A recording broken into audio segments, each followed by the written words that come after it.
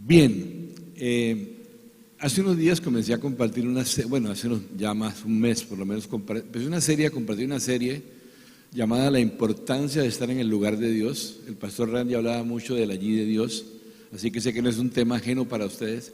Sin embargo, lo compartí desde otra óptica y quiero comenzar, el título que he puesto a esta enseñanza es Desafíos y oportunidades para la iglesia hoy. Y quiero como dar todo un panorama a manera de introducción sobre la situación de la iglesia, cuáles son los desafíos y las oportunidades que se le presentan para la iglesia a nivel mundial. Y tomé para esto apuntes de un libro de un hombre llamado Tony S. Rainer, que se llama La iglesia post-cuarentena. Y quiero compartir al respecto, comenzar con esto.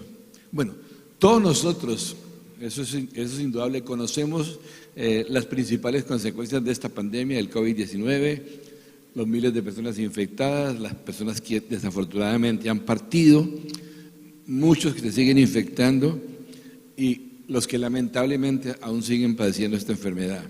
En realidad ha sido una prueba muy rigurosa, no solamente en términos de familia y otras cosas, sino aún para la economía mundial. De hecho, un gran número de compañías han sido profundamente afectadas de todos los tamaños y en todas partes, y a largo plazo los efectos y el impacto económico de esto son incalculables todavía, o sea, no los podemos medir, es muy temprano, y en serio tardaremos yo creo muchos años para comprender todo el impacto emocional y psicológico que ha sufrido una enorme cantidad de la humanidad, toda la humanidad por decirlo así. Sin embargo, hay buenas noticias porque en medio de esto sabemos que muchos individuos y organizaciones aprovecharon esta situación, aprovecharon las oportunidades y se beneficiaron aún en medio de esta pandemia. Por ejemplo, algunas empresas de tecnología y de comunicaciones aumentaron de manera considerable, ostensible sus ventas y por supuesto su capital también en medio del azote de esta pandemia. Y aunque, repito, es muy temprano para evaluar la profundidad del impacto, tanto positivo como negativo de esto, la verdad que ha sido asombroso, hablando ya de las iglesias, ha sido asombroso ver cómo la iglesia, en el mundo, cómo las iglesias, cómo muchos líderes y ministerios nos hemos podido adaptar a lo que ha venido pasando bastante bien, a lo que podríamos llamar la cuarentena, sobre todo la primera etapa de esta pandemia. Y el ajuste tal vez más evidente es la transmisión por los servicios vía web, vía internet, ¿verdad? El hecho es que por años había congregaciones particularmente grandes que venían haciendo esto, transmitiendo sus servicios por este medio, y en la medida en que el internet se fue convirtiendo más y más, en ese medio también se convirtió en un canal para el ministerio a nivel mundial, y congregaciones de todos los tamaños descubrimos un nuevo campo misionero en este ámbito digital. Es un nuevo campo misionero que se ha abierto. Obviamente, esto ha implicado enormes retos, grandes retos, pero también algunas oportunidades increíbles en este aspecto. Ahora, habiendo comenzado lo que este autor que consulté llama la post-cuarentena, digamos que esta puede ser la era de la post-cuarentena, este segundo año ya. Lo interesante es que las iglesias no se quedaron estancadas o paralizadas, sino más bien empezaron a atreverse a entrar en nuevos territorios desconocidos y medidos, todavía lo siguen siendo en gran medida. Y en medio de todo esto uno encuentra que surgen algunas preguntas, ¿no?, que tengo por aquí. Preguntas que nos hacemos los líderes, los pastores: ¿cómo avanzar con más eficacia, de una manera más eficiente en ese terreno desconocido y aún incierto? Bueno, evidentemente nos dábamos cuenta que el mundo digital era un campo de misión en potencia, ¿verdad? Pero la mayoría de nosotros tenemos que reconocer no saber a ciencia cierta la forma de alcanzar y sobre todo ministrar a las personas en este nuevo contexto. Es una cosa que todavía sigue siendo un poco incierta, ¿verdad? Teníamos y seguimos teniendo, porque nosotros teníamos y seguimos teniendo muchos interrogantes sobre cómo poder valernos de todas estas tecnologías desconocidas para muchos, pero aún algunos han ido mucho más allá preguntándose, por ejemplo, ¿cuál es la mejor estrategia para cubrir todos los frentes en este sentido, con lo que ha presentado ahora? ¿Por qué lo digo? El frente digital y el frente presencial. Entonces, lo que han dicho, los que están diciendo, los que han analizado el fenómeno y se han movido por allí, es que probablemente esta nueva era o este momento en que estamos, de aquí en adelante, digamos, va a incluir una mezcla, un equilibrio entre el ministerio digital y el ministerio presencial. Eso es lo que viene, lo que se está moviendo ahora. ¿De qué manera ha cambiado? Es otra pregunta. El ministerio digital ya en este tiempo, que repito, él llama cuarentena. Bueno, creo que el cambio más notorio, tal vez el más relevante, es la manera como hemos empezado a ver, como tanto los líderes de las iglesias como los miembros, hemos empezado a mirar el mundo digital. Esto ha sido ahora visto de otra manera, es evidente. Actualmente, muchos más están tomando la actitud de aquellos pioneros atrevidos de las redes, ¿verdad?, que entraron en las redes. Es decir, que el universo digital, en primer lugar, es un campo misionero. Por un lado, en primer lugar, es un campo misionero. Y por otro lado, en segundo lugar, es una herramienta. O sea, el mundo digital es tanto un campo misionero, un nuevo campo misionero, como una poderosa herramienta. Y a medida que avanzamos más en este nuevo tiempo de poscuarentena, digamos, en esta nueva era de la iglesia, si la podemos llamar así, el desafío grande que nos plantea es cómo llegar mejor, de mejor manera, a las personas, servirlas y ministrarlas en ese ámbito digital, en ese campo digital, en ese campo misionero digital. Ahora, ¿de qué venimos? Normalmente los misioneros, como hacíamos tradicionalmente misiones, ¿verdad? Antes de llegar a un lugar, ¿qué hacíamos? Estudiábamos el lugar, nos preparábamos, ¿verdad? Mapeábamos los lugares, mirábamos todos los aspectos del nuevo lugar. Eso era como lo hacíamos, teníamos planes, un plan antes de atrevernos a entrar en un territorio desconocido. El punto es, ¿qué es lo que pasa? Que para la mayoría, creo que para todos, no, en realidad para todos, los efectos de la pandemia eran imprevistos y repentinos, o fueron así. Entonces nadie estaba preparado, no estábamos preparados en general, no sabíamos exactamente cómo dar el siguiente paso, ¿sí? Es decir, no teníamos estrategias para un parón en seco como este, porque fue un parón en seco. En la primera fase nos pararon en seco y quedamos como, ¿y ahora qué viene, verdad? De manera que esta ola inicial de interrogantes, desconcierto, incertidumbre, seguida de entusiasmo, al final, después del entusiasmo, nos llevó a pronto más confusión y más preguntas. Hay cosas que todavía nos estamos preguntando cómo hacerlas mejor, cómo hacerlas. Antes de la pandemia, también, la mayoría de las iglesias no se preocupaba mucho por alcanzar las personas en el ámbito digital, o no nos preocupamos mucho. Era algo que se hacía, pero no mucho en general. ¿Y cuál era nuestro interés? ¿En qué nos centramos mayormente? En el contacto con las personas, contacto directo, ¿verdad? Porque ese era el campo misionero que siempre, hasta ahora, habíamos conocido, en el cual habíamos estado toda la vida y a propósito, para el cual habíamos sido capacitados, no para otro. Para eso habíamos sido capacitados. Sin embargo, ahora, ¡pum!, todo se volvió diferente, completamente distinto, ¿verdad? Entonces, digamos que en el momento en que pensamos lanzarnos en manera más seria e intencional a la conquista del mundo digital, ahora que ya estamos después de pasar este primer impacto y empezar a hacer cosas, nos encontramos que las restricciones en cuanto a la bioseguridad y protocolos, aunque se mantienen, empezaron a suavizarse un poco, ¿verdad? Ha empezado a pasar esto.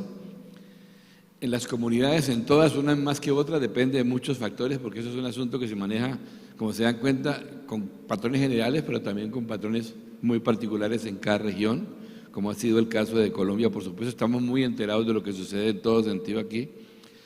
Y entonces tuvimos que empezar a enfocarnos en nuestra reentrada en el mundo presencial, que ustedes ya lo han hecho. Nosotros vamos a empezar a hacerlo ahorita en agosto apenas, porque nos reunimos en un hotel con un salón no muy grande, los hoteles estaban muy parados, prácticamente no había nada, y en un salón pequeño, aunque no somos muchos, digamos, allí presencialmente, pues hay que tener protocolos y ser un poco más complejo. Entonces vamos a empezar Dios mediante.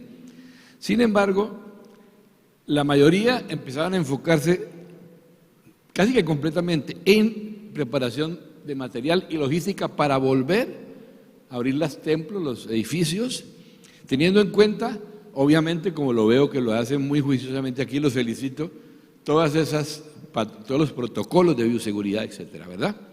En cambio, y eso nos pasó a varios, otros líderes vimos las oportunidades de esta digitalidad, de llegar a las personas mediante la tecnología, sobre todo durante la primera parte de la pandemia, y seguimos haciendo, y nuestra congregación empezó a dar pasos atrevidos ya en esta fase, cada vez más atrevidos en esa línea. Ese deseo de entrar en un nuevo campo misionero, repito, el campo misionero digital, se intensificó en muchos de nosotros. Ahora, ¿qué encontraba uno? Muchos pastores expresaron todo el tiempo un profundo deseo de que las cosas volvieran a la normalidad. Eso uno lo escuchaba por todas partes. Estamos esperando que las cosas vuelvan a la normalidad. Lo cierto es que tal vez jamás regresaremos a la normalidad que teníamos antes de la pandemia. O sea, sería como tratar de entrar a ciegas en un mundo que ya no existe.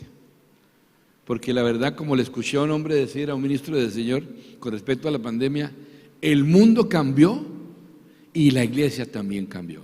Eso es un hecho. Así que es bueno que lo tengamos presente. Y como pastor y líder uno se pregunta, bueno, Señor, ¿y ahora qué? ¿Ahora qué hacemos? ¿Verdad? ¿Qué hacemos?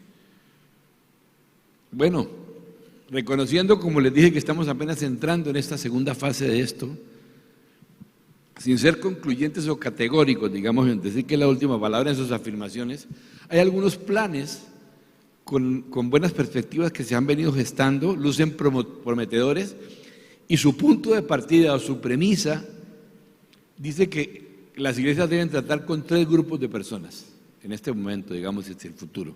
Eso es lo que se está hablando hasta ahora. ¿Cuáles son esos grupos? El digital neto, es decir, un grupo que va a ser exclusivamente digital, el digital en transición y el mixto. 3 grupos básicos en los que vamos a tener que enfocarnos. Repito, el digital neto o exclusivamente digital, el digital en transición y el mixto. Hablemos un poquito de cada uno.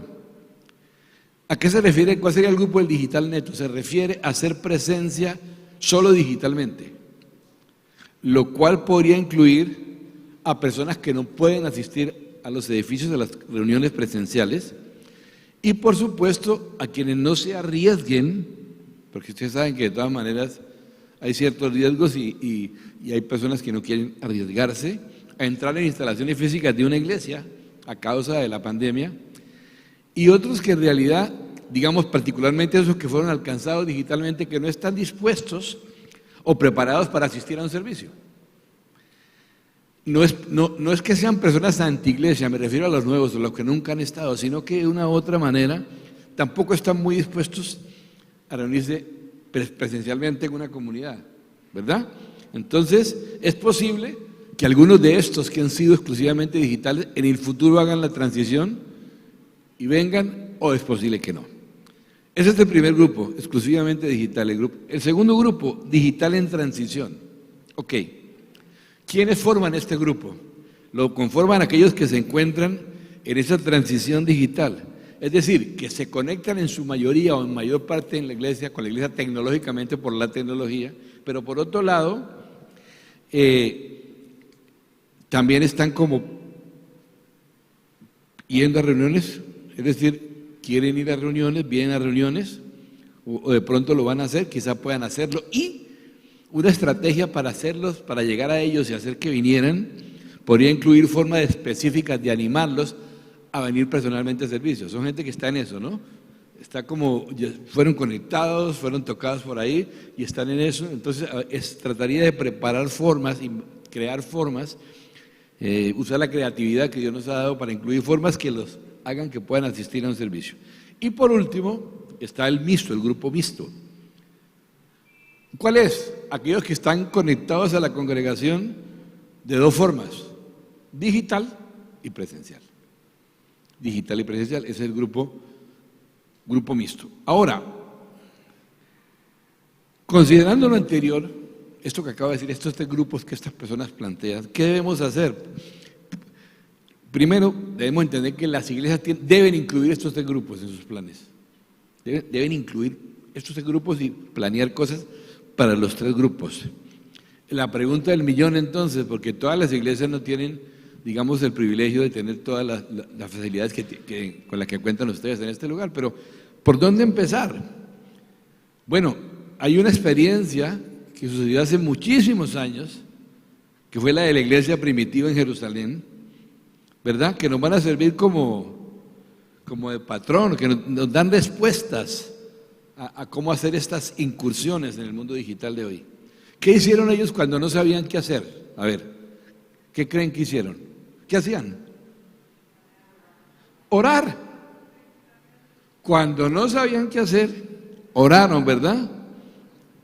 Bueno, este recién descubierto, entre comillas, nuevo campo misionero digital con esas posibilidades tecnológicas tan espectaculares, es fascinante. O sea, esto es fascinante. Para mí ha sido toda una aventura, mucho trabajo, más trabajo que nunca, pero fascinante. Sin embargo, aunque esto es fascinante y a muchos los puede fascinar más de la cuenta, hay un punto que no es negociable. ¿Cuál es ese punto? Buscar la dirección del Señor, y ustedes lo saben, porque hemos sido una iglesia donde hemos sido entrenados para movernos de esa manera, únicamente con la nube, siguiendo la nube la dirección del Espíritu Santo, ¿verdad? Esto es prioritario. Entonces, este entusiasmo de las iglesias, con esto nuevo para muchos, de cómo ser más certeras, por ser más certeras en este campo misionero, es muy especial. Eso es loable, que la gente tenga, eso está bueno, chévere, ¿verdad?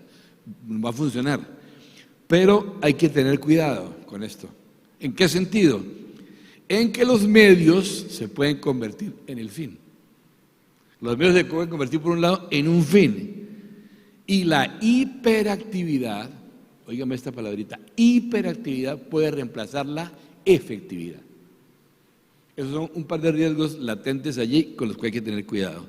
Que los medios se confundan con el fin y que la hiperactividad pueda reemplazar la efectividad, que finalmente es lo que buscamos. No olvidemos que nuestra tarea, ¿cuál es? Cumplir con la gran comisión en toda su amplitud, y ustedes aquí han recibido muchísima enseñanza al respecto. Discipulado que no solamente es discipular personas, sino discipular naciones, hacer la gran comisión, sino la comisión cultural, el mandato cultural, etc. Ustedes aquí han recibido muchísimas, así que no me voy a detener en eso. Es cierto que nuestra iglesia, que cada congregación debe ser una fuerza misionera en el mundo digital, ¿verdad? La iglesia debe hacerlo, pero no puedes hacerlo todo. No podemos hacerlo todo. Una congregación no puede hacer todo. Entonces, si una congregación no es tan grande, no tiene tantos recursos, ¿qué debe hacer? Pues lo más sabio y mejor es buscar las áreas dentro del mundo digital donde nuestra iglesia o congregación pueda hacer unas pocas cosas bien hechas y concentrarse en esas cosas, como algunos lo hemos venido haciendo. Nosotros no podemos hacer todo lo que una iglesia grande hace, pero sí hay algunas pocas cosas que son las que podemos hacer bien. Ahora vamos a encontrar en este espectro, en este campo, encontramos iglesias que se van a mover entre los dos extremos, ¿no? Dentro del extremo del espectro de este campo, ¿no? El presencial y el digital. Hay gente que se va a ir muy a un lado y otra se va a ir muy al otro. Y el punto es estar ¿dónde? Equilibrados, ¿verdad? El equilibrio es clave en este aspecto. Entonces, algunas congregaciones se van a enamorar tanto de este campo misionero en línea que de pronto van a olvidar algo que es vital, que es la importancia de reunirse presencialmente, porque eso es una esencia de la iglesia, comunión, ¿verdad? Comunión, no hay como el cara a cara, eso no se puede perder, somos relacionales, Dios nos creó así desde el principio, ¿verdad? En el otro extremo, algunos darán por hecho que la iglesia de hoy hacia el futuro será igual a la iglesia antes de la pandemia. Es decir, su enfoque es volver a la normalidad, y hago comillas a propósito. El problema con este enfoque es que el mundo ha cambiado muchísimo y muchos de esos cambios son permanentes. Muchos van a ser permanentes. De manera que las iglesias no podemos ministrar utilizando métodos o estrategias, algunas, en un mundo que, entiéndanme la expresión, ya no existe. Ya no existe ese mundo, no existe en un gran sentido, no en todo el sentido, obviamente, no en todo, gracias a Dios. Otro error que podría darse es que podríamos ver la entrada al mundo digital como una actividad más y no como lo que es ahora, parte de nuestro campo misionero. Hay que empezar a verlo en serio también, como parte de nuestro campo misionero, lleno de nuevas apasionantes oportunidades que se han abierto ante nuestros ojos. Entonces, nuestra visión con respecto a la comunidad y el campo misionero debe ser amplio, no solo cubrir lo presencial, sino amplio, nunca estrecho, y además no va a haber una sola estrategia, una única estrategia, porque cada congregación va a tener que preguntarle a Dios, bueno, eso sobra decirlo, pero lo digo, va a tener que preguntarle a Dios cuál es la estrategia particular para ellos. Es clave esto, siempre va a ser la dirección de Dios como lo fundamental. El denominador común, esto es como ya llegando al enfoque de la mayoría de las congregaciones, va a ser la reunión o celebración presencial. El denominador común lo va a hacer, eso no va a desaparecer, gracias al Señor. Gracias, Señor. Sin embargo, los tipos y la frecuencia de las reuniones virtuales, ¿sí?, las que hacemos por plataforma o por lo que sea, van a variar de una congregación a otra. Por ejemplo, esas reuniones por Zoom y plataformas similares van a ser diversas el manejo que le dará a cada congregación. ¿Por qué? Algunas congregaciones que fueron muy exitosas durante la cuarentena por este medio mantendrán y usarán la transmisión digital, pero algunas solo las usarán para reuniones de corto plazo, por ejemplo, para reuniones de corto plazo, repito, para cursos o seminarios y cosas así que terminan, ¿verdad? Y eso va, repito, a depender de cada uno de cómo funcione, ¿no? Ahora, lo importante es no perder nuestro compromiso y punto de vista de que nuestro objetivo es la gran comisión. Bien, vamos ahora sí a entrar a la segunda parte del tema que he compartido. Teniendo presente la situación actual, y permítanme la expresión, que tengo una expresión aquí un poco, ante la gran oferta que hay de iglesias y reuniones en línea, que al principio fue una bomba, ahora después bajó, pero aún sigue habiendo mucha oferta de reuniones e iglesias en línea, que hay muy buenas en algunos casos, en otros no tanto. ¿Qué está pasando? Y este es uno de los grandes desafíos. Muchos creyentes que son miembros oficiales de las congregaciones, ¿qué ha pasado? Están moviéndose en áreas que yo considero muy peligrosas para la salud espiritual de cada uno de nosotros. Muy peligrosas. ¿Por qué? Por un lado, ante la comodidad, de esa reunión virtual en la casa, donde realmente uno está cómodo, ¿no? Chévere, ¿no? Esto es una cómoda, ahí le llega todo a la casita, ¿verdad? Lo cual no garantiza que se conecten tampoco regularmente, ¿no?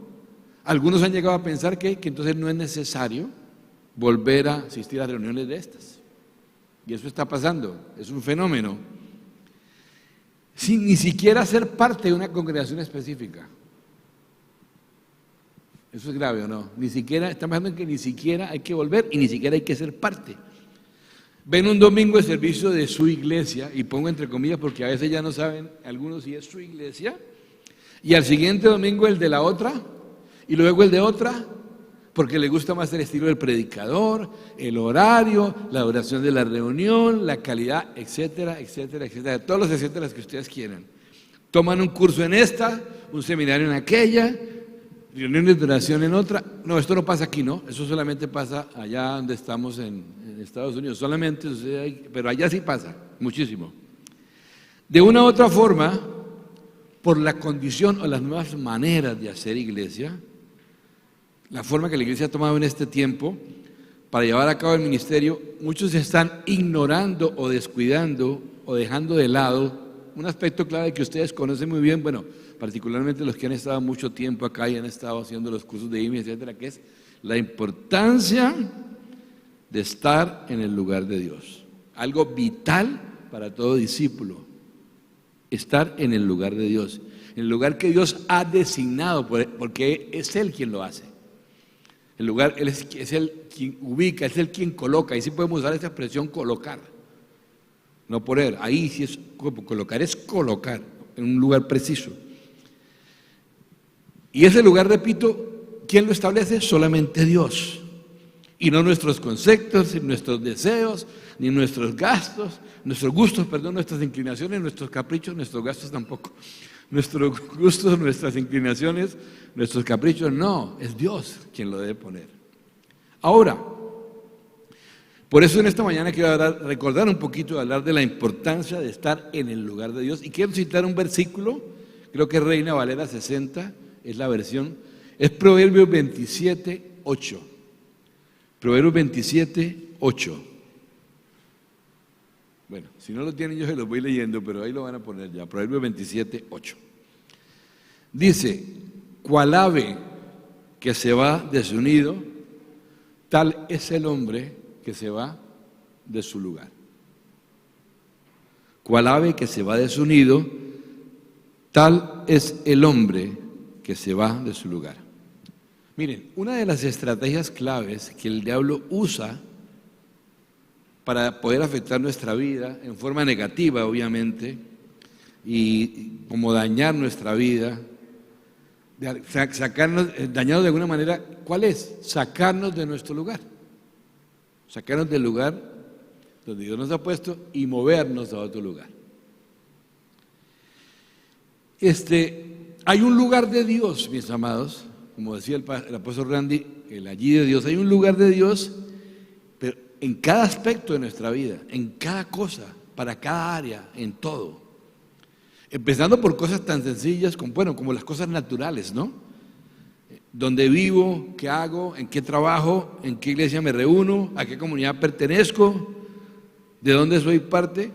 Pasando por otras más profundas, que es la parte espiritual, ¿no? El lugar espiritual. Eso, es decir, hay un único lugar para ti y para mí, en el cual Dios quiere tenernos, en el cual Dios va a darnos la provisión, en el cual Dios va a bendecirnos, en el cual vamos a crecer, en el cual vamos a poder desarrollar todo lo que Dios ha planeado para nosotros y todo lo que Él ha puesto en nosotros y desarrollar todo eso. Un único lugar. Miren que en este versículo que cité, Proverbios 27, 8, en este texto se compara al hombre que abandona su lugar, el lugar de Dios, en cualquiera de estas áreas que he mencionado, con el ave que abandona su nido. Obviamente está hablando de un ave que abandona su nido antes de tiempo, ¿no? En este caso, en el ejemplo, ¿no?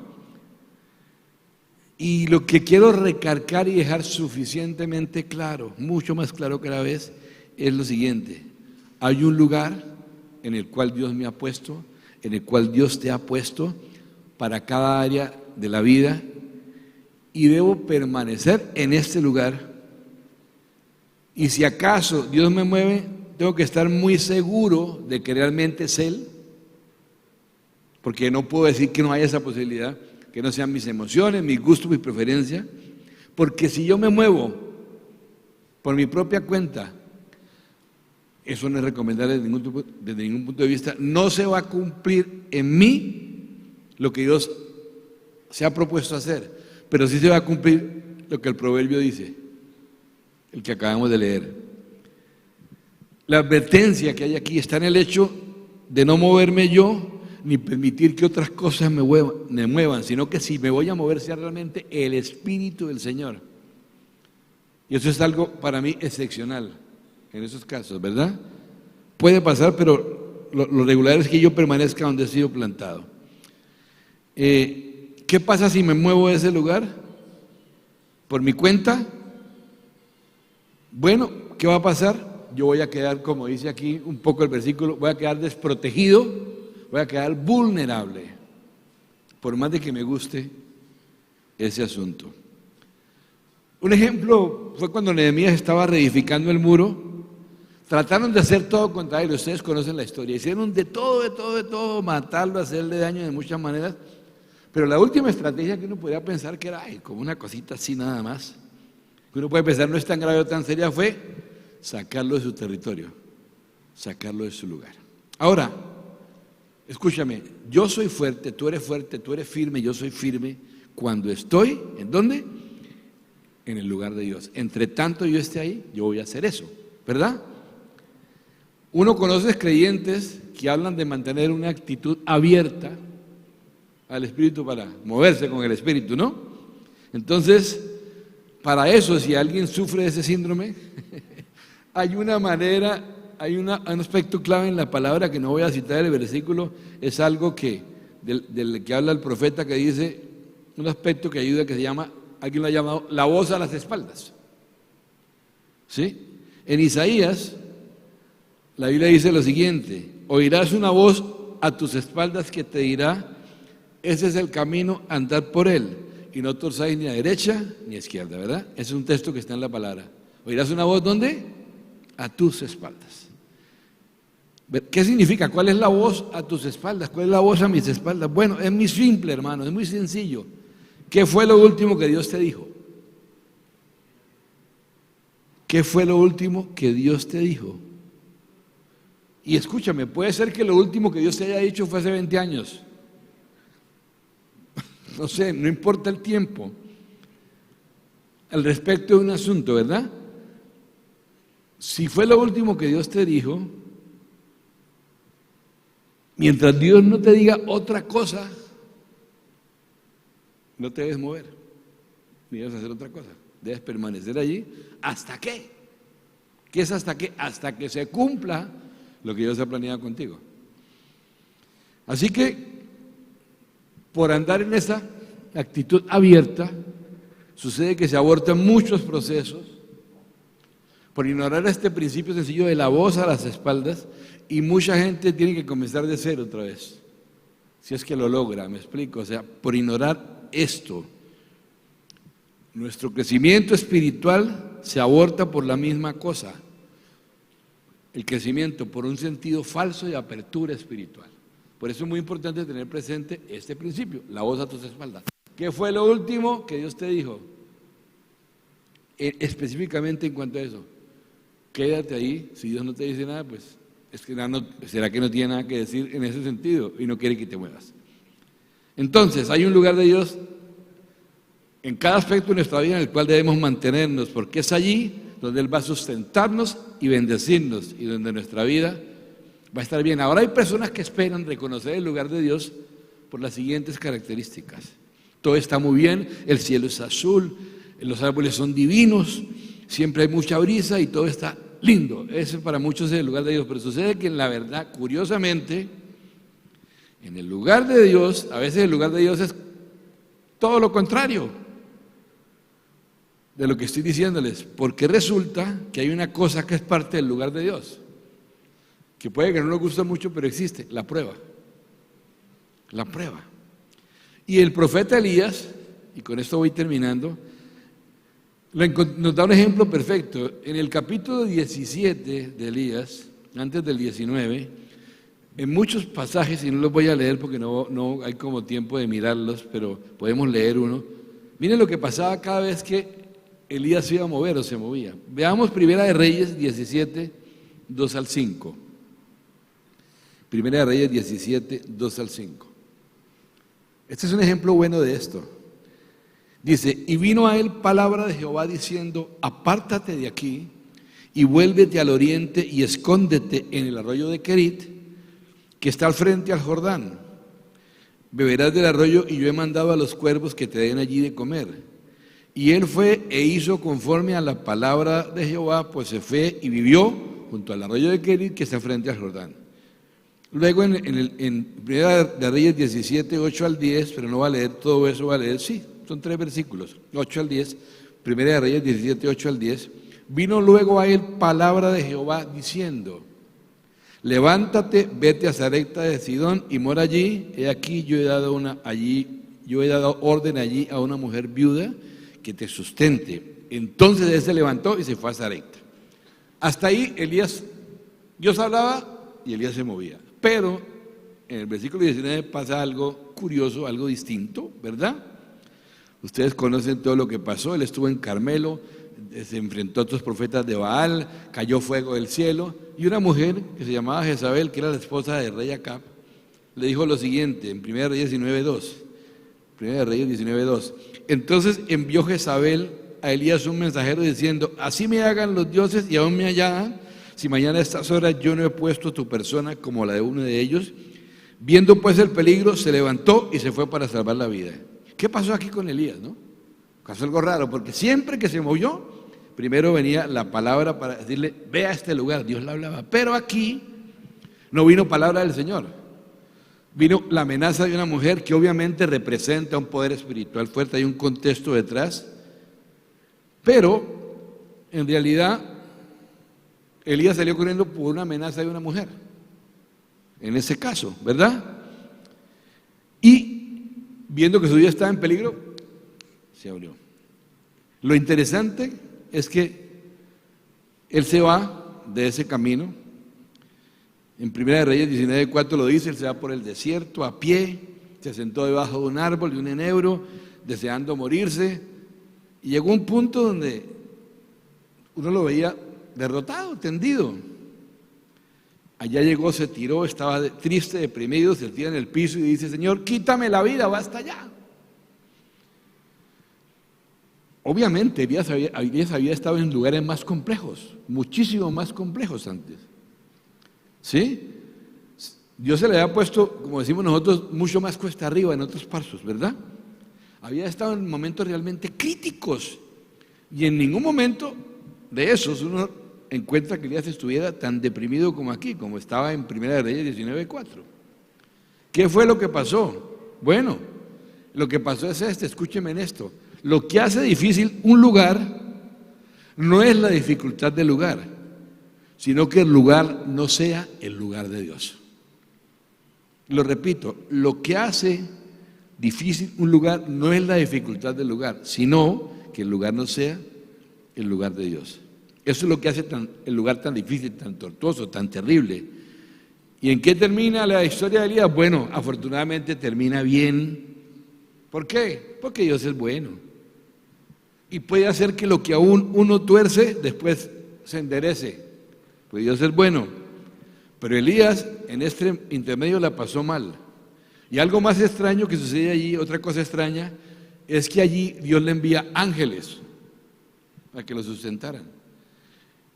En Querit, que era un lugar de propósito, le envía cuervos, que pues comparados eran animales que comían carroña, solamente como una ilustración. Allí le envía cuervos y aquí ángeles. Raro, ¿no? ¿Por qué no ángeles aquí? ¿Por qué no ángeles en Querit y ahora me los manda aquí? Bueno, es sencillo, no es tan raro. Lo que esto quiere decir es que el lugar del permiso, o cuando yo no estoy en el lugar de Dios, es un lugar tan peligroso que Dios tiene que redoblar su cuidado sobre mí, y por eso envió ángeles. Eso es lo que pasa. Entonces, cuando yo abandono mi lugar, mis amados, estoy corriendo riesgo, porque hay una dignidad que yo tengo como hijo de Dios y unas promesas sobre las cuales yo debo estar parado. Ese son mi lugar. Dios solo va a cubrirme si yo estoy en mi lugar. Es una cosa muy peligrosa dejar el lugar de Dios para mi vida. Ahora, el diablo, repito, va a tratar de moverme de mi lugar para hacerme vulnerable. Y cierro con esto: una de las cosas más maravillosas de la vida cristiana es que podemos ser dirigidos por Dios. Tenemos quien nos dirija, ¿sí? Que es saber por dónde puedo ir, o más bien saber a quién debo seguir, porque más bien la clave no es a dónde debo ir, sino a quién debo seguir. Eso es lo más maravilloso que tiene la vida cristiana. ¿A quién debo seguir? ¿Para qué? Para que Él me guíe, me lleve y me ubique. Es la seguridad de poder vivir mi vida cristiana y poder caminar el camino correcto. ¿De qué manera? Siguiéndole a Él. Siguiéndole a Él. y permanecer en el lugar donde el Señor me ha puesto. Amén. Esta es una oración que yo creo que debemos estar haciendo. No sé si tú tengas hermanos, sí, hermanos, no solamente de la congregación, sino de otro lugar, que han estado en este proceso de ya pensar esas cosas que de repente son incorrectas, que ahí que ya no tengo que congregarme en un lugar fijo, no tengo que ser miembro de nada, y han caído en el juego de la oferta, ¿no? Y de empezar a recibir de todo, pero créeme, esto es un lugar peligroso. Es un lugar aparentemente muy cómodo, pero muy peligroso porque nos salimos del cobijo y de la bendición de Dios. Así que yo les pido que me acompañen a orar. Vamos a orar, quiero orar. En esta mañana pongámonos de pie, vamos a orar juntos. Voy a compartir esta oración con ustedes y a orar por bendición esta mañana. Oh Padre, yo te doy muchas gracias, Señor. Gracias por la manera como tú te has movido en medio de tu iglesia en este tiempo tan difícil que nos ha atacado. Hemos visto tu mano y hemos visto tu protección, tu cuidado, tu amor sobre tus hijos.